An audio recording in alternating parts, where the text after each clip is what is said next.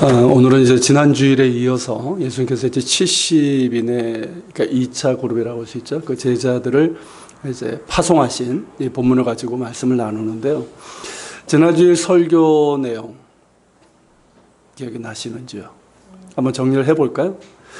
자, 예수님의 사역 가운데서 예수님의 사역이 어떤 면에서 보면 이제 구속 사역 말고 그 외에 이제 두 번째 중요한 사역이라고 한다면 제자 삼는 일이에요. 그런데 이제 예수님의 이 제자들과의 관계에서 그 어떤 전형적인 패턴이라고 할 수 있는 게 뭐냐면 부르심과 보내심이라는 거죠. 이것은 이제 제자들뿐만 아니라 성경에 나오는 많은 모든 신앙의 사람들뿐만 아니라 우리들에게도 동일하게 이루어지는 주님께서 행하시는 패턴이라고 할 수 있어요. 부르심과 보내심. 주님께서 우리를 택하여 부르시고 그리고 세상 가운데 보내신다는 거예요. 이게 굉장히 중요한 개념이에요. 자, 주님께서 우리를 택하여 부르실 때는 분명한 이유와 목적이 있습니다. 왜일까요? 왜 주님께서 나를 택하시고 부르셨을까요? 내가 잘나서?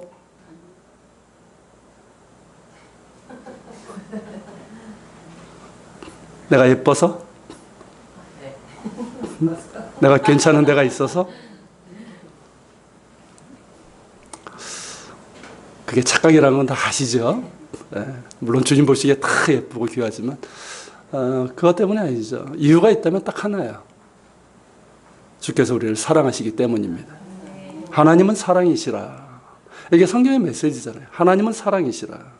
이 말씀처럼 사랑이신 하나님께서 당신의 형상을 따라 지으신 우리를 사랑하시기에 당신의 본체이시면서 독생자신 예수 그리스도를 주셨고 또한 예수 그리스도 안에서 우리를 택하사 부르신 것이죠. 우리를 부르신 이유는 사랑입니다. 그리고 이 사랑이 우리를 부르신 목적이기도 한 거예요. 즉 우리를 부르신 목적은 뭐냐?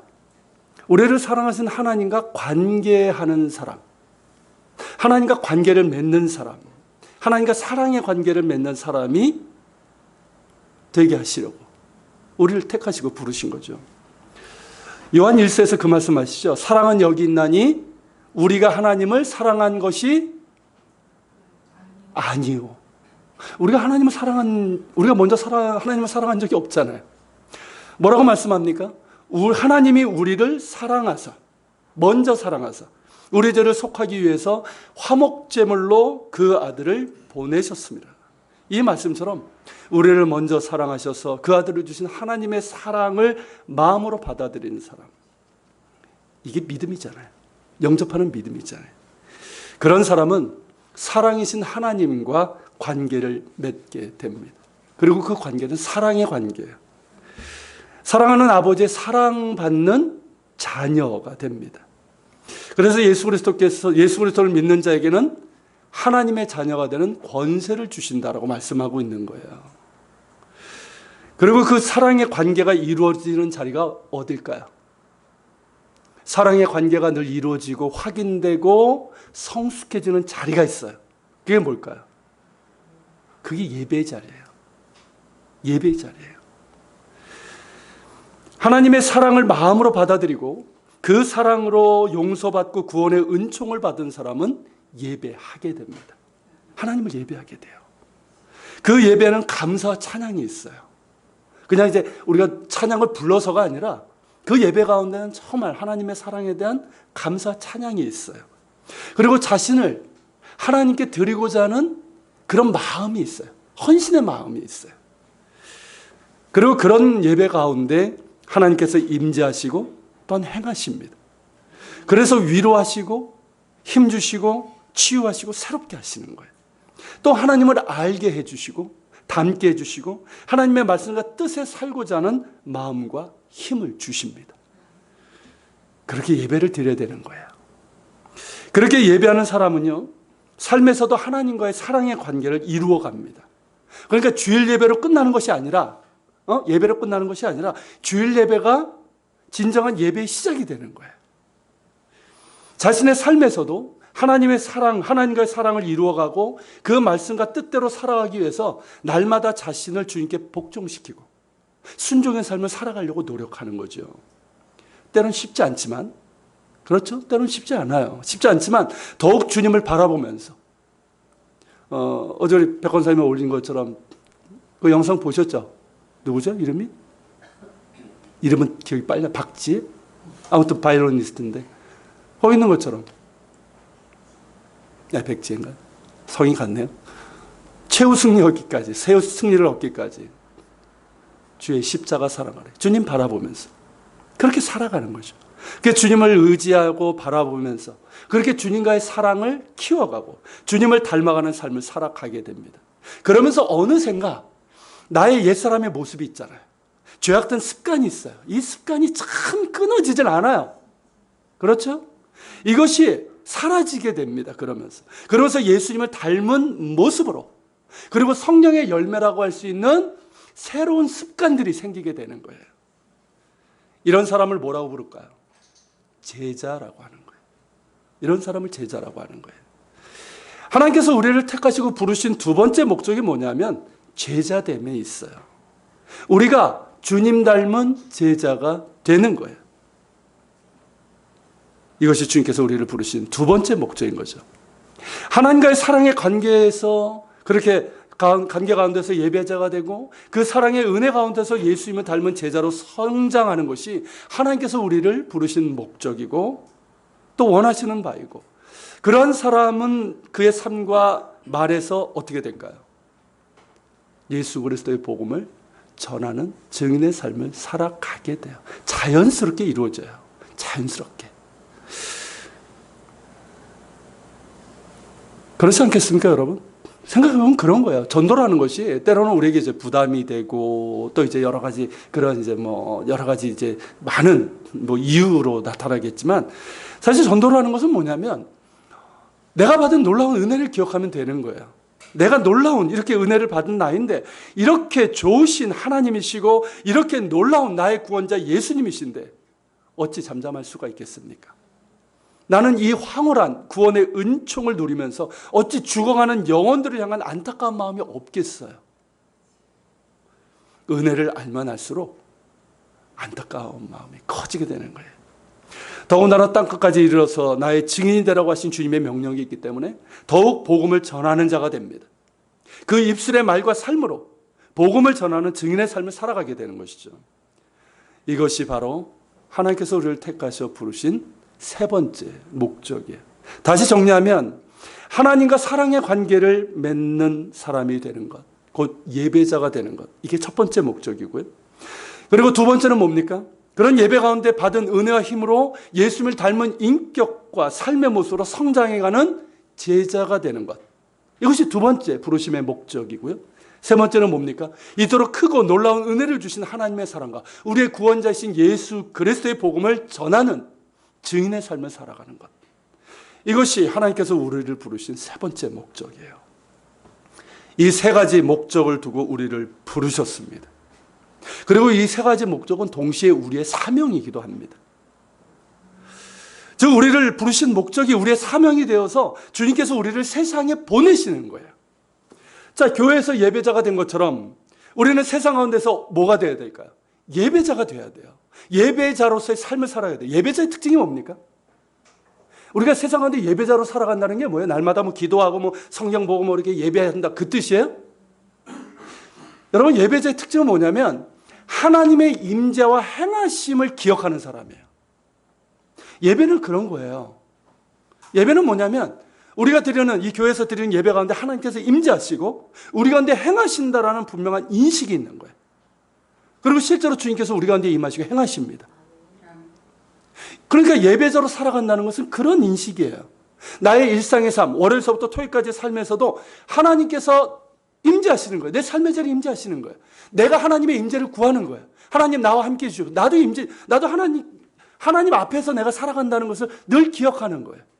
그러면서 내 삶 가운데 하나님께서 행하시옵소서, 하나님의 뜻이 이루어지길 원합니다, 그렇게 의식하고 기도하면서 살아가는 거예요. 이게 예배자의 삶이에요. 그렇게 예배자로 하나님께서 보내시는 거예요. 주일날 예배 잘 드리고 그리고 세상 가운데 예배자로 살라고 보내시는 거예요. 그리고 우리가 그리스도의 그리스도를 닮아가는 그런 제자가 되는 건데요. 그리고 예배자의 삶이 결국은 제자됨 아닙니까? 예수님을 닮아가는 삶이에요. 그렇다면 우리가 예수님의 인격과 같이 가는 사랑의 삶을 닮아가는 제자가 될 때 우리는 세상의 빛이요 소금으로서의 역할을 감당할 수 있게 됩니다. 교회만 머무는 자가 아니라, 교회에서만 칭찬받는 사람이 아니라 세상 가운데 주님의 빛을 드러내는 사람이 될 수 있는 거예요. 제자는 어떤 사람입니까? 제자는 무엇보다 주님을 드러내고 전하는 사람이에요. 그의 인격과 그의 삶을 통해서 드러내는 사람이에요. 그리고 그의 말을 통해서도 드러내는 사람이에요. 그렇기 때문에 제자에게는 뭡니까? 선교적인 사명이 있는 거예요. 그런 선교적 사명을 살아가는 사람이 바로 제자입니다. 이런 주님의 부르심과 목적과 또한 세상으로 보내심은 우리에게도 동일하고 어느 누구도 예외가 없습니다. 이 가운데 예외가 있는 사람은 아무도 없어요. 모두 주님께서 우리를 예배자로, 제자로, 증인으로 부르셨고 또한 예배자로 살라고, 제자로 살라고, 증인으로 살라고 세상에 보내십니다. 자, 이렇게 우리가 주님을 예배하는 예배자가 되고, 그리고 주님을 닮아가는 제자로, 주님을 증거하는 증인으로 부르심을 받았고 보내심을 받았다고 했을 때, 자, 이 보내심의 의미라는 의미에서, 그런 면에서 지난주에 제가 뭐라고 말씀드렸습니까? 우리 모두는 뭐다? 선교사다. 그 말씀 드렸던 거 기억나십니까? 그러니까 우리 모두는 그런 의미에서 선교사인 거예요. 선교사라는 게 뭡니까? 미션이잖아요. 미션을 받은 거죠. 사명을 받은 거잖아요. 그래서 보내심을 받은 사람이 선교사. 그래서 우리 모두는 선교사이고 선교적인 사명이 우리에게 있습니다. 여러분, 이것을 아는 게 얼마나 중요한지 아십니까? 너무 중요한 거예요. 이것을 인식하면서 살아간다는 것이 얼마나 중요한지요. 사람은 자신이 가치 있게 여기는 것을 따라 살게 돼 있습니다. 사람은요, 자신이 사랑하는 것을 추구하며 살아가게 되어 있어요. 여러분 자신도 한번 보세요. 실제로 여러분들이 뭘 추구하고 있는지, 뭘 따라가고 있는지. 결국 내가 가치 있게 여기는 것, 내가 사랑하는 거예요. 그 사랑하는 것, 여러분들이 가치 있게 여기는 것이 무엇입니까? 우리가 주님의 부르심과 보내심에 대해서 안다면 이건 반드시 물어야 될 질문이에요. 여러분이 진정 사랑하는 것이 누구이고 무엇이고, 여러분들이 정말 가치 있게 여기는 것이 무엇입니까? 하나님께서는 우리가 하나님을 사랑하는 자가 되기를 원하십니다. 우리가 하나님과 하나님 나라를 가장 가치 있는 것으로 깨닫고 하나님을 사랑하는 자로 살아가기를 원하십니다. 그럴 때 우리는 먼저 주의 나라와 의를 구하는 삶을 살아갈 수 있는 거예요. 우리의 모든 것으로 주님을 드러내고 전할 수 있는 겁니다.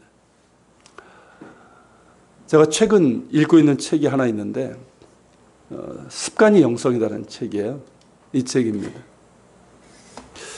이거는 이제 상도 받았고요. 미국에서 상도 받았고 굉장히 좋은 책으로 추천이 돼서 제가 이제 구입을 했는데, 읽은 것은 이제 아내가 먼저 읽고 그리고 제가 지금 읽어가고 있는데 정말 좋은 책이에요. 분량은 그렇게 많지 않아요. 많지는 않은데 빨리 읽을 수 있는 책은 아닌 것 같아요. 그러니까 어려서가 아니라 너무나 중요한 것들을 다루고 있습니다. 우리 자신의 신앙과 예배와 삶, 이런 것들을 진지하게 돌아보면서 깊이 생각해야 되는 책이기 때문입니다. 독서가들에 의하면 이런 책을 뭐라고 하냐면, 우리가 밥에 얘기하면 이게 후루룩 그냥 빨리 먹는 그런 책이 있고요. 이건 이제 어떤 걸까요? 밥에 의하면 콕콕 씹어 먹어야 되는, 100번이고 콕콕 씹고 질겅질겅 씹어 먹고 되새김질해서 먹고 그렇게 읽어야 되는 그런 책이에요. 생각 같아서는 이제 우리 교회 필독서로 정하고 싶은데 여러분 꼭 읽어보시기를 추천을 합니다. 이 책에서 강조하는 게 이거예요. 지난 제가 몇 주간 설교한 것이 교회와 예배, 제자도와 증인의 삶, 이런 것들이었는데 이 책을 보니까 같은 주제들이었어요. 그래서 반가웠고, 그리고 이분이 굉장히 또 논점이, 여러분 읽어보시면 그냥 쉽게 이렇게 뭐라고 그냥 넘길 수 있는 책이 아니라는 걸 알게 될 거예요. 꼭 읽어보십시오. 결국 뭐냐면 우리의 신앙과 삶의 근간이 뭐냐는 거죠. 그리고 우리의 변화와 성숙의 원동력이 무엇이냐는 거, 이걸 얘기하고 있어요. 그래서 이제 논리 있고 깊이 있게 다루고 있는 책인데 꼭 읽어보시길 바랍니다. 그 책 앞부분에서요, 성 어거스틴이라고 보통 얘기하죠. 이 어거스틴의 고백록에 나오는 내용을 인용해서 소개하고 있어요. 굉장히 유명한 말인데요. 이 말입니다. 같이 한번 읽어볼까요? 당신께서는 우리를 당신을 향하여 있도록 지으셨기에 우리의 마음은 당신 안에서 안식할 때까지 쉴 수 없습니다. 굉장히 유명한 말이에요. 아우구스티누스의 고백입니다. 하나님께서는 우리를 하나님을 향하여 있도록 지으셨기 때문에 우리의 마음은 하나님 안에서 안식할 때까지는 쉴 수 없다는 거예요. 저자는 이 말을 가지고 예배와 제자도 그리스도인의 정체성 뭐 이런 것들을 가지고 얘기하고 있는데, 저는 오늘 본문에서 이 예수님께서 제자들에게 전하라고는 복음의 내용이 바로 이거예요. 바로 이거예요. 자, 이미 지난 주일에 우리가 세상 가운데 살아가면서 주님의 제자로서 또한 선교적인 사명을 감당하는 증인으로 살아갈 때 두 가지를 말씀드렸죠. 첫째가 뭡니까? 내가 살아가는 삶의 자리가 곧 뭐다? 부르심의 자리라고 말씀드렸죠. 기억나십니까? 내가 살아가는 자리가 부르심의 자리예요. 그리고 그것은 곧 추수할 밭이에요. 추수할 밭이에요. 그리고 둘째, 우리를 부르신 그 자리, 선교적인 사명을 감당하는 자리는 영적인 방해가 있어요. 그렇기 때문에 영적 전투의 자리이고, 그렇기 때문에 주님을 전적으로 의지해야 된다라고 말씀을 드렸죠. 그 세 번째가 뭐냐면 우리가 전할 복음의 내용이 무엇이냐 하는 거예요. 오늘 이것을 여러분들에게 나누려고 그러는데요. 우리가 전할 복음의 내용은 뭐냐면 오늘 본문의 예수님의 말씀에 따르면요, 첫째 샬롬의 복음이고 두 번째가 하나님 나라의 복음이에요. 사실 둘 다 같은 건데 이렇게 나눌 수는 있어요. 자, 먼저 샬롬의 복음을 보면 이제 5절 6절인데요. 자, 5절 6절 다시 한번 볼까요? 어느 집에 들어가든지 먼저 말하되 이 집이 평안할지어다. 같이 있습니다. 만일 평안을 받을 사람이 거기 있으면 너의 평안이 그에게 머물 것이요 그렇지 않으면 너에게로 돌아오리라. 자, 여기서 평안이라고 번역된 히브리어 단어가 뭘까요? 샬롬이죠. 그죠? 샬롬. 이거는 이제 유대인들이 일반적으로 쓰는 인사말이에요. 지금도 그렇고요. 그런데 여기서는 뭐냐면 단순한 인사말이 아니라 복음의 내용을 얘기하고 있는 거예요. 우리가 샬롬을 보통 이제 뭐 성경도 그렇고 우리도 알기로는 어떤 평안, 평화, 화평 이렇게 알고 있지만 이 단어는요, 샬롬이라는 이 단어는 그 이상의 의미를 갖고 있어요. 보다 더 중요한 의미를 갖고 있습니다. 샬롬은 쉽게 말하면 뭐냐면 하나님과의 관계 회복을 의미하는 거예요. 그게 샬롬이에요. 샬롬이 뭐냐? 하나님과의 관계 회복이에요. 왜냐하면 하나님과의 관계 회복을 통해서 우리는 진정한 이 샬롬, 평화를 누릴 수 있기 때문입니다. 자, 앞서 성 아우구스티누스가 뭐라고 얘기합니까? 우리의 마음은 당신 안에서 안식할 때까지 쉴 수가 없어요. 그러니까 하나님과의 올바른 관계를 맺기 전까지는 우리는 진정한 안식과 샬롬을 누릴 수 없다는 뜻이에요. 파스칼이 지적한 것처럼 인간에게는 오직 하나님만이 채울 수 있는 공간이 있어요. 그 빈 공간은 하나님의 사랑으로 채워져야 되는 거예요. 그럴 때 우리는 비로소 안식과 평화를 누릴 수 있는 거예요. 그래서 여러분, 이 평화는 뭐냐면 은혜의 결과예요. 은혜의 결과예요. 그런 것들이 사도 바울이 서신서에서 인사하기를 뭐라고 합니까? 너에게 은혜와 평강이 있을지어다. 이게 그냥 하는 인사가 아니에요. 너에게 하나님의 은혜가 있길 바라고 그 은혜의 결과로서 너에게 평화가 임하길 원한다는 거예요. 여러분, 예수 그리스도 통해서 우리에게 주신 하나님의 은혜를 할 때 우리에게 평화가 임합니다. 그렇다면 이 집이 평안할지어다라고 이렇게 전하라고 그러셨잖아요. 이 말씀의 의미는 뭘까요? 이 집이 평안할지어다. 이게 복음의 내용인데 뭘 얘기하는 걸까요? 죄인을 향하신 하나님의 은혜의 복음, 샬롬의 복음을 전하라는 거예요. 우리가 안식과 평화를 누리지 못하는 이유가 뭡니까? 뭘까요? 범죄함으로 하나님을 떠났기 때문에 그래요. 범죄함으로 하나님을 떠났고 여전히 죄 가운데 있기 때문에, 그래서 하나님을 대적하고 있기 때문에, 그러니까 안식을 누리지 못하고 평안을 누리지 못하는 거예요. 하나님을 향하도록 지으심을 받았는데 우리의 마음이 어딜 향해 있습니까? 하나님이 아닌 나 자신을, 그리고 세상의 헛된 것들을 향해 있단 말이죠. 그것들을 향하면서 그것들을 사랑하고 있어요. 그러니까 어떻습니까? 만족을 못 해요. 만족을 주는 줄 알았는데 잠시뿐이죠. 새로운 걸 얻어보세요. 애들 말로 득템. 얼마나 갑니까? 금방 사라지고 또 허기가 져요. 만족이 없어요. 우리의 마음이 하나님을 향할 때 진정한 안식과 샬롬을 누릴 수 있는 겁니다. 그 복음이에요. 그러니까 우리가 이제 그렇게 하나님과 올바른 관계를 맺지 못하고, 그리고 우리가 우리의 마음이 하나님을 향해야 되는데 우리 자신과 세상의 것에 향해 있으니까 우리가 참된 안식과 평화를 누리지 못하고, 그러니까 어떻습니까? 곤고하고 결핍으로 가득한 상태에서 서서히 죽어가고 있는 거예요. 이게 인간의 실존이에요. 그런데 우리 자신에게는 해결책이 없어요. 이에 대한 해결책이, 이걸 알았다 한들 해결책이 없어요. 우리 자신에게는 어떤 길도 없어요. 세상 어디에도 우리를 구원할 자가 없습니다. 그래서 더욱더 절망적인 거예요. 그러나 하나님이 세상을 이처럼 사랑하사 독생자를 주셨으니 이는 그를 믿는 자마다 멸망하지 않고 영생을 얻게 하려 하심이라. 죄 가운데서 참된 안식과 평화를 누리지 못하고 곤고하고 결핍으로 가득한 상태로 서서히 죽어가고 있는 우리, 그 해결책도 없고 길도 없고 구원도 없는 우리를 사랑하셔서 독생자를 주신 하나님의 사랑이 있기 때문에 우리에게 희망이 있는 겁니다. 바로 그분이 예수 그리스도예요. 그를 믿는 자는 구원을 받습니다. 죄 용서받고 멸망하지 않습니다. 하나님과의 관계가 회복이 됩니다. 그리고 하나님의 사랑 안에서 참된 안식과 평화를 누리게 됩니다. 이 땅에서뿐만 아니라 영원히 누리게 되는 거예요. 이것이 복음이에요. 이 복음을 전하라는 거예요. 그러니까 여러분, 하나님의 은혜의 복음은 뭔지 아십니까? 회개의 복음이에요. 회개의 복음이고 구원의 복음이에요. 자신의 죄를 회개하고 믿을 때 구원받고 그 은혜로 샬롬을 누리게 되는 겁니다. 이 복음을 전하라는 거예요. 자, 이 복음을 전할 때 반응은 어떻게 나타날까요? 둘로 나타나요. 그냥 복음이 부자 되세요 이러면 모두 웰컴합니다. 근데 복음에는 뭡니까? 당신이 샬롬을 누리지 못하는 이유를 얘기하거든요. 죄를 얘기를 해요. 죄를 회개하라고 얘기하거든요. 그러니까 반응은 둘로 나타날 수밖에 없어요. 하나는 뭘까요? 오늘 이 6절 말씀처럼 평안을 받을 만한 사람, 영접하는 사람이 있고요. 그리고 거절하는 사람들이 있는 거예요. 그런데 여러분 6절에서 평안을 받을 사람이라고 얘기했잖아요.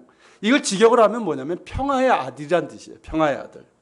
이 평화의 아들이란 뭐냐면 예수께서 이제 마태복음 16장 8절에서도 말씀하셨는데 빛의 아들과 같은 뜻이에요. 여러분 빛의 아들은 무슨 뜻입니까? 빛의 아들이 무슨 뜻이에요? 빛이신 하나님의 자녀이고 그에게는 하나님의 빛이 비춘다는 뜻이잖아요. 그럼 평화의 아들이라는 뜻이 뭡니까? 평화의 왕이신 하나님의 자녀이고 그에게는 하나님의 평화가 임한다는 뜻이에요. 자, 이렇게 이제 반응이 나타나게 되고요.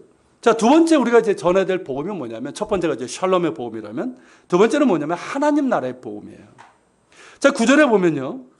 예수님께서는 제자들에게 평화의 복음을 이제 받아들인 자에게 뭐라고 말하라고 말씀하셨습니까? 하나님 나라가 너에게 가까이 왔다 하라. 무슨 뜻일까요, 이게? 하나님 나라가, 자, 영접하는 자들에게 얘기하는 거예요. 그 샬롬의 복음을 영접하는 자들에게 하나님 나라가 너에게 가까이 왔다. 이게 무슨 뜻일까요? 예수님 안에서 이미 이루어지고 있는 하나님의 통치가 지금 너희 안에 이루어지고 있다, 이 뜻이에요. 여러분, 하나님 나라는 뭐 이거에 대해서 뭐 얘기할 수 있는 건 굉장히 많지만 하나님 나라의 핵심은 뭐냐면 하나님의 주권과 통치예요. 달리 말하면 하나님이 온전히 왕이 되시고 통치하시는 나라를 얘기하는 거예요. 그렇기 때문에 우리가 죽어서 가는, 우리의 영혼이 가는 하늘나라보다 훨씬 더 크고 실제적이고 현재적인 개념이 바로 하나님 나라입니다.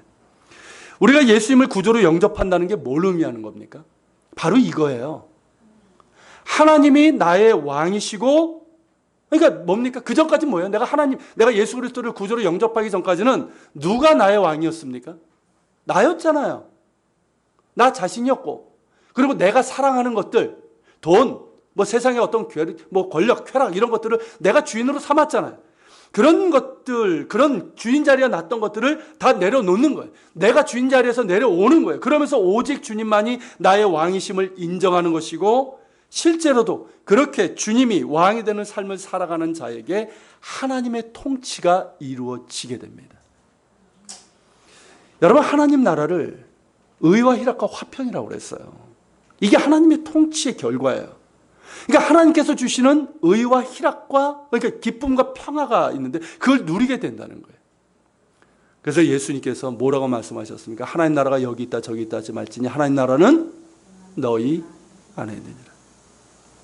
너희가 정말 하나님의 주권을 인정하면 하나님의 통치가 너희 가운데 임하게 된다는 거예요.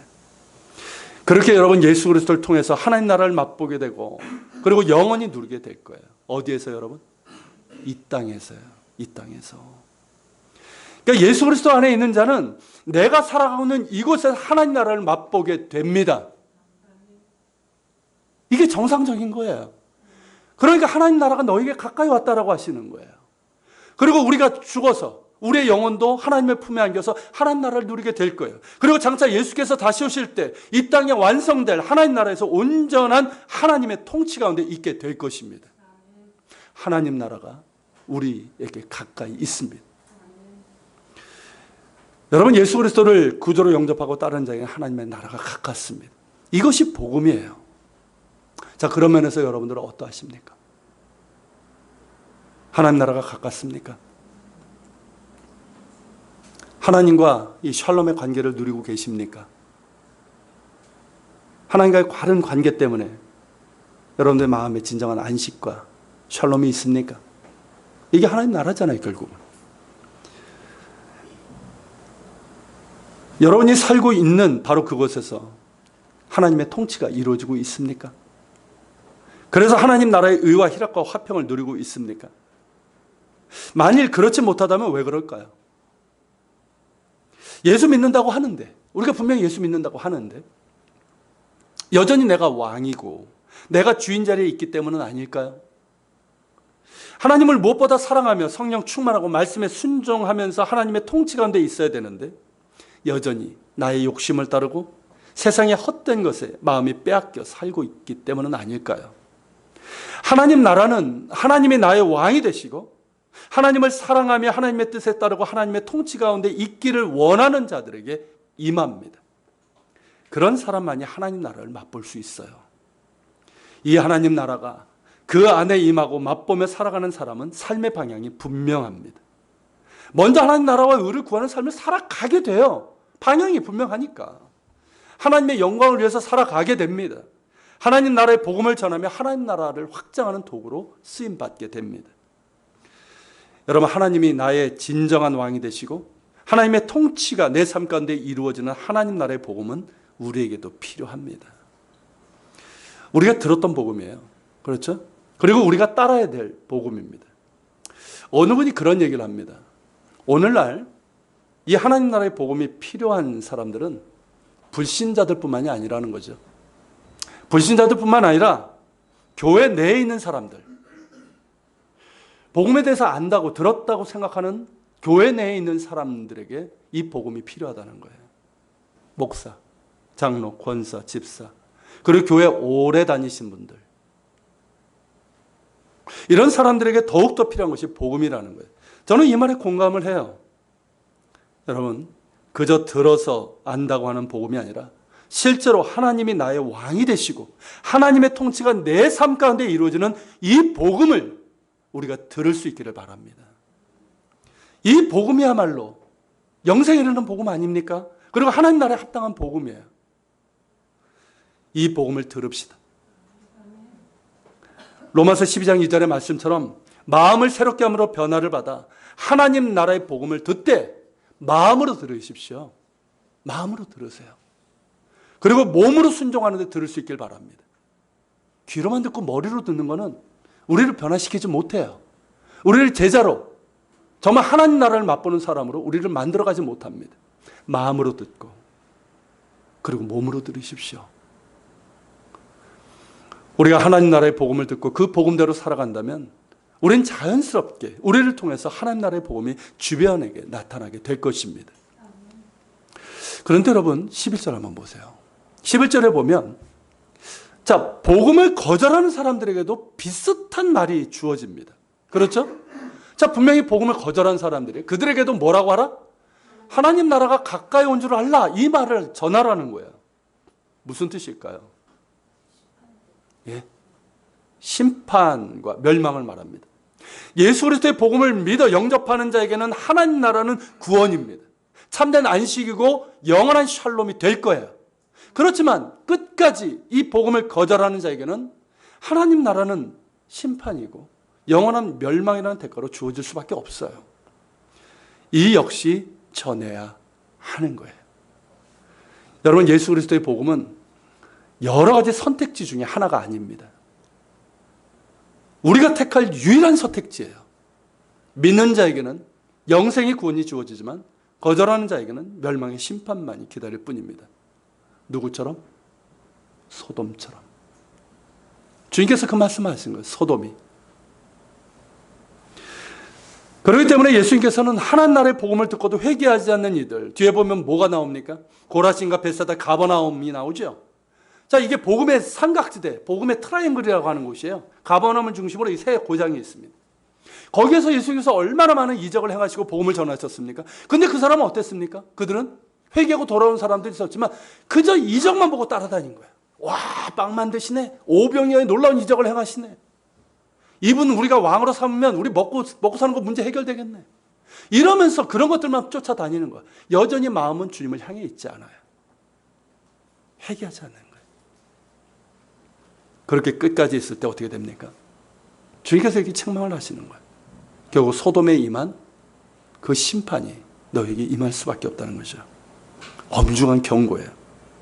그렇기 때문에 여러분, 하나님 나라는 긴급성을 가지고 있습니다. 여러분, 4절 후반절에서 예수님께서 뭐라고 말씀하십니까? 길에서 아무에게도 무난하지 말며, 내가 복음을 전할 때 뭐 전대나 배낭이나 신발을 가지지 말라, 그건 전적으로 하나님을 의지하라는 거잖아요. 근데 길에서 아무에게도 무난하지 말라. 쉽게 얘기하면 내가 어딜 가잖아요. 어느 동네에 들어가면 왜 길 가다가 사람들 만나잖아요. 그러면 사람들이 인사하잖아요. 그러면 샬롬 이러면 그냥 휙 지나가라는 그런 의미처럼 받아들여지는데 그 뜻이 아니에요. 이건 뭐냐면 유대인들은 그런 이제 문화라면 문화죠. 굉장히 사람들을 보면 잘 몰라도 인사를 하고 반갑게 인사를 해요. 샬롬 샬롬 하면서 인사를 해요. 그걸 이제 금하신 것이 아니라 이건 뭐냐면 긴급성을 얘기하는 거예요. 여기의 의미는 뭐냐면 사람들을 만나면서 우리가 이제 얘기를 하는데 그냥 이제 뭐 세상적인 속된 말이나 가십거리들 이걸 주고받으면서 시간을 허비하지 말라는 거예요. 지금은 그럴 때가 아니라는 거죠. 이건 조금 특수성은 있죠. 70명을 보내신 특수한 상황이잖아요. 그 상황에서 그 제한된 시간에 지금 복음을 전해야 되는데 자, 거기에서 사람들 만나가지고 노작거리고 야 지금 헤롯이 어떠냐 이러면서 가십거리들 이러면서 시간을 허비하면 됩니까? 안 됩니까? 안 되는 거예요. 지금은 추수할 때예요. 추수할 것이 너무 많아요. 추수할 때. 하나님 나라가 지금 임했는데 이 복음을 전해야 돼요. 그 긴급성을 얘기하는 거예요. 자, 이것이 이제 70인에게 있는 어떤 특성이 있지만 이건 우리에게도 똑같아요. 여러분, 우리가 하나님 나라의 복음을 전하는 일, 영혼을 구원하는 일에는 이 긴급성이 똑같이 있습니다. 쉽게 얘기하면 선박인데 암초를 만나가지고 부딪혀가지고 지금 침몰하고 있어요. 그 배에 많은 사람들이 타고 있어요. 세월호를 생각하면 될 거예요. 자, 그게 지금 사람들의 실존이잖아요. 현실이에요. 세상의 현실이에요. 그러면 우리는 뭘 해야 됩니까? 자, 세월호가 그렇게 침몰하고 있을 때 뭘 해야 되는 거예요? 거기서 사진 찍고 뭐 보고하고 이 짓 해야 됩니까? 뭐 가십거리 이런 거 얘기하고 있습니까? 어떻게 해서든 구해내야 되는 거잖아요. 그걸 안 해가지고 지금 이 문제가 있는 거 아닙니까? 어떻게든 구해내야 되는 거예요. 그만큼 긴급한 거예요. 여러분, 영혼 구원이 바로 그렇다는 거예요. 하나님 나라의 복음을 전해서 그를 하나님 나라의 백성으로 만드는 것이 이런 긴급성을 가지고 있다는 거예요. 주님께서 우리에게 그 말씀을 하시는 거예요. 물론 우리가 일상을 살아갑니다. 일도 해야 되고 또 우리가 해야 되는 일들이 있어요. 그러면 하나님의 나라는 우리에게 어떤 뒤쪽에 있는, 우리의 어떤 리스트 중에 뒤쪽에 있는 일이 아니라 우리의 상위 리스트에 있어야 되는 긴급하고 중요한 사명이라는 거예요. 이게 복음이에요. 이 복음 전도예요. 쉽게 얘기하면 여러분들이 만약에 전하는 자가 없어서 여러분들이 복음을 듣지 못했다면 여러분들이 지금 이런 하나님 나라의 맛을, 이 하나님 나라의 백성으로서 이 은혜를 누릴 수 있었겠습니까?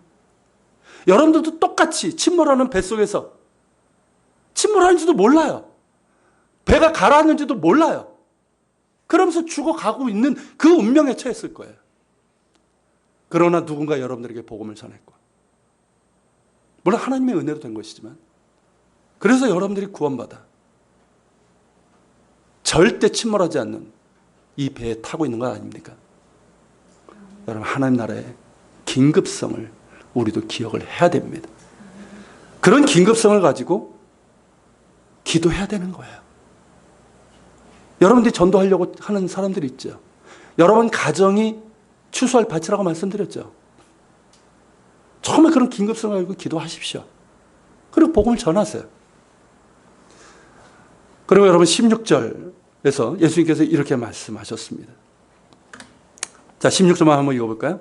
너희 말을 듣는 자는 곧 내 말을 듣는 것이요 너희를 저버리는 자는 곧 나를 저버리는 것이요 나를 저버리는 자는 나 보내신 이를 저버리는 것이라. 무슨 뜻입니까, 여러분? 거꾸로 읽으면 돼요. 거꾸로. 자, 성부 하나님께서 누구를 보내셨어요? 성자 예수님을 보내셨어요. 그래서 진정한 의미에서 선교사는, 첫 번째 선교사는 예수님이다, 이렇게 얘기를 하는 거예요. 그리고 예수님께서 어떻게 하십니까? 제자들을 보내셨음을 말씀하고 있는 거예요. 그렇기 때문에 제자들의 말을 받아들이는 것은 누구를 받아들이는 거예요? 예수님을 받아들이는 거고, 예수님을 받아들이는 건 누굴 받아들이는 거예요? 하나님을 받아들이는 거예요. 즉 이거는 뭐냐면 우리의 지위에 대한 말씀이에요. 우리의 지위가 어떻다는 거예요? 그만큼 중요하다는 거예요. 그러니까 우리가 전하는 말은 우리의 말이 아니고 누구의 말입니까? 예수님의 말이고 하나님의 말이에요. 자, 그렇게 왕의 말을 전하는 사람을 뭐라고 그럽니까? 대사라고 그러죠. 사신이라고 그러죠. 대사라고 그러죠. 여러분, 성경에서 우리에게 강조하는 게 그거예요. 너희는 그리스도의 대사라. 그리스도의 사신이다. 하나님의 대사라. 이 얘기를 해요. 여러분, 대사는 한 나라를 대표합니다. 그에게 많은 지위와 권한이 주어집니다. 하나님 나라의 대사들도 역시 마찬가지예요. 주님께서 그렇게 대사로 보내셨을 때 그냥 놔두실까요? 주님의 놀라운 권능을 그에게 더해 주십니다. 그게 뭐냐면 17절부터 19절의 말씀이에요. 여러분 한번 보세요. 보면 스크린 한번 보세요. 자, 제자들이 돌아와서 70인이 돌아와서 뭐라고 얘기합니까? 아주 기뻐하면서 주님께 보고를 합니까? 뭐라고 보고합니까? 주여, 주의 이름이면 귀신들도 우리에게 항복하더이다. 그렇죠? 자, 우리가 믿음으로 예수 그리스도의 이름을 선포할 때 사탄의 권세는 무너지고 항복하고 맙니다. 할렐루야. 이미 승리하셨고 하나님의 아들이시잖아요. 그 이름으로 선포할 때 마귀는 떠나고 예수님의 복음을 전할 때 사단의 권세에 있는 자들이 구원받는 일이 일어납니다. 예수님께서는 순종하고 복음을 전하는 자들에게 뱀과 전갈을 밟으며 원수의 모든 능력을 제어할 권능을 주십니다. 즉 악한 마귀의 모든 계획과 공격을 이겨내고 무력화시킬 수 있는 권능으로 함께 하신다는 거예요. 이렇듯 여러분, 예수 그리스도의 복음을 전하는 일은 하나님의 대사로서, 그리스도의 대사로서 엄청난 특권이라는 뜻이에요. 여러분, 우리에게 맡겨주신 사명은 엄청난 거예요. 여러분, 대한민국이라고 하는 나라의 대사만 돼도 엄청난 명예인데 하나님 나라의 대사예요. 우리는 하나님 나라의 대사예요. 하나님 나라가 여러분들이 뭔지를 알면요, 우리에게 주신 이 사명이 얼마나 크고 놀라운지를 알게 되는 거예요. 그런데 주님께서는 이 사명에 순종하는 자에게 능력으로 함께 하십니다. 원수를 밟을 수 있고 제어할 수 있는 능력을 주십니다. 그리고 실제로 우리가 믿음으로, 정말 믿음으로 행할 때 어떻게 됩니까? 주의 함께 하심을 경험하게 되잖아요. 그것으로 인해서 우리는 기뻐하게 돼요. 정말 우리가 복음을 전해서 한 영혼이 주께 돌아오게 되면 그것만큼 기쁜 게 없어요. 그런데 주님께서 뭐라고 말씀하십니까? 너희가 정말 기뻐할 것은 뭐다? 마지막에서 그 말씀하시잖아요. 너희가 정말로 기뻐할 것은 너희의 이름이 하늘에 기록되는 것이다. 이 말씀하셨어요. 하늘에 기록되는 것이다. 이게 뭐냐면 하늘 생명책을 얘기하는 거예요. 하나님 앞에 있는 생명책에 너희의 이름이 기록되어 있다는 거죠. 큰 상급이 있다는 거예요. 그리고 저는 이 말씀을 그렇게 생각을 해요. 자, 이렇게 주님의 말씀에 순종해서 예수 그리스도의 복음을 전하면서 한 영혼이 구원받을 때 그렇게 기뻐하는 사람은, 자, 그 사람은 구원의 반열에 들까요, 안 들까요? 당연히 구원의 반열에 들죠. 구원의 확신이 있는 사람이 복음을 전하는 거 아닙니까? 내가 믿는 게 이게 뭐 진짜인지 아닌지 확신이 없는 사람들은 복음을 전하기가 힘들어요. 근데 내가 받은 구원이 분명한 구원이라면, 하나님이 정말 살아계시고 예수 그리스도가 나의 구원자인 게 맞다면 그 확신을 가지고 복음을 전하죠. 그렇게 복음을 전하는 자는 그 믿음이 흔들리지 않습니다. 결코 구원의 확신이 흔들리지 않아요. 구원과 반열에 서는 거예요.